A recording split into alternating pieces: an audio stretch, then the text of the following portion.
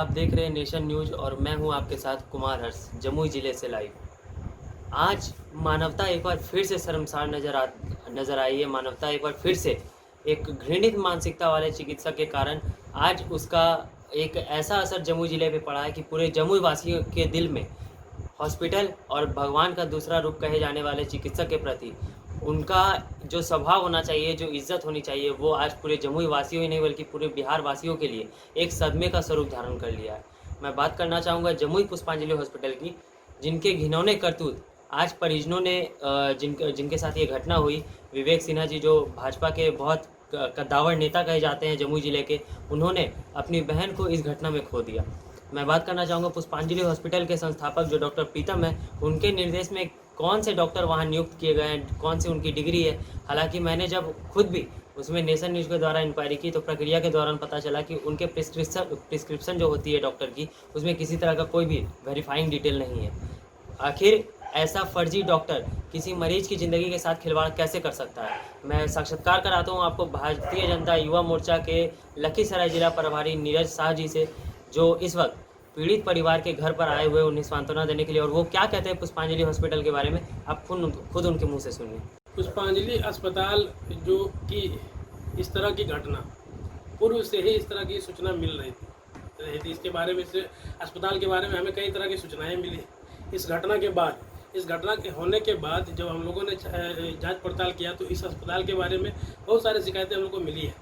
जिस प्रकार से यहाँ पर सिर्फ पैसों का सौदा किया जाता है, यहाँ पर कहा जाए तो इस अस्पताल में सिर्फ और सिर्फ मौत का सौदा किया जाता है।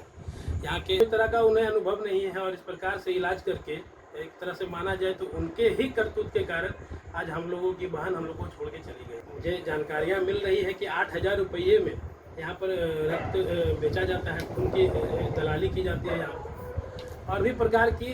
और हमने इस मामले को लेकर जमुई आदर्श थाना के प्रभारी ने FIR भी दर्ज कर ली और हम लोग जितने भी पीड़ित परिवार हैं इस अस्पताल से, जो भी पीड़ित परिवार है, जो भी इस अस्पताल के जो नरभक्षी डॉक्टर उनके द्वारा जो दंश झेल रहे हैं, जिन्होंने अपने परिवार को खो दिया है, जिनके साथी उन्हें छोड़कर चले गए हैं, परिवार के परिजन उन्हें छोड़ के चले गए हैं, तो उन लोगों से भी हम लोग जाके मिल रहे हैं और उसके बाद उन लोगों से भी एक स्पष्टीकरण लेके उसका भी एक FIR बना के दर्ज करेंगे। और हम लोग का लक्ष्य है कि उस अस्पताल के जो नरभक्षी डॉक्टर एवं प्रबंधक है, वहाँ के स्टाफ है, जिनको कोई तरह का अनुभव नहीं है और ज़िंदगी के साथ खिलवाड़ करने का ये लोग जो काम कर रहे हैं, तो ऐसे लोगों को जेल के चौखट तक पहुँचाना हमारा पहला लक्ष्य होगा। दूसरा कि उसके जो अस्पताल जो अभी तो खुला हुआ है, चिराग जी का भी समर्थन हम लोग को मिल रहा है। चिराग जी भी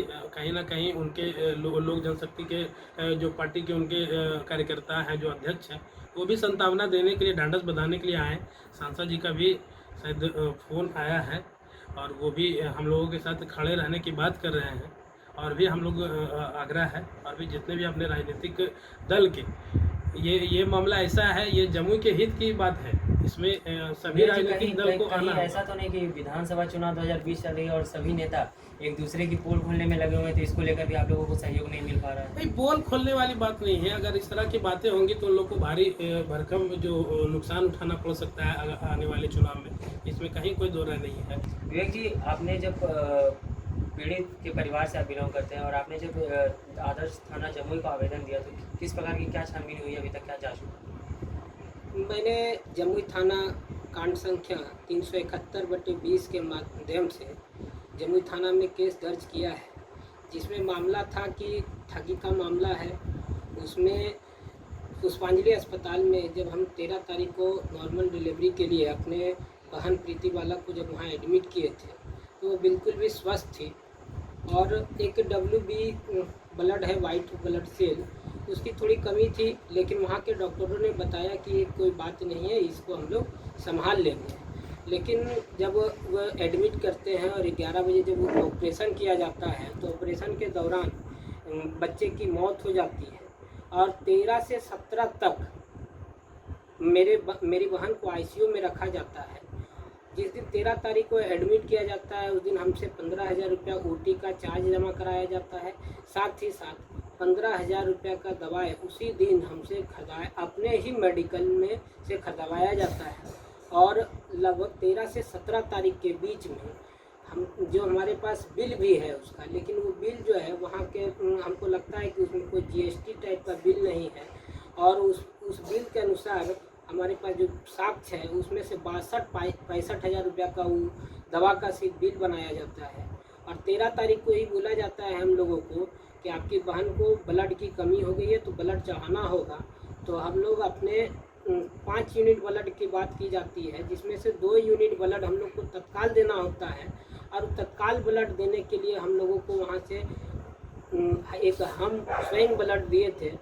और इस मेरा ब्लड निकालने के लिए वहाँ के लोगों ने 1900 रुपया लिया। और हमारे एक मित्र हैं निवास कुमार वर्मा, उन्होंने भी अपना ब्लड दिया। और 17 तारीख को हम लोग जब पैसा काउंटर पे जमा करते हैं तो वहाँ के एक स्टाफ है जो काउंटर पे प्रेम कुमार बैठते हैं, उन्होंने कहा कि आप पैसा जमा कर दिए हैं, अब पेशेंट आप ले जाइए। कंपाउंडर के द्वारा ICU से निकाल दिया जाता है और बोला जाता है कि इस पेशेंट का किडनी खराब हो गया है तो अब इसका इलाज यहाँ होना संभव नहीं है, इसलिए आप इसके इलाज के लिए, अच्छे इलाज के लिए पटना ले जाइए, बेहतर इलाज होगा और वहाँ डायलिसिस होने के बाद ये ठीक हो जाएगी। लेकिन जब हम लोग पटना यहाँ, और इस दौरान वहाँ पे पुलिस की उपस्थिति होती है तो कोई भी परिजन हॉस्पिटल में नहीं घुसते हैं।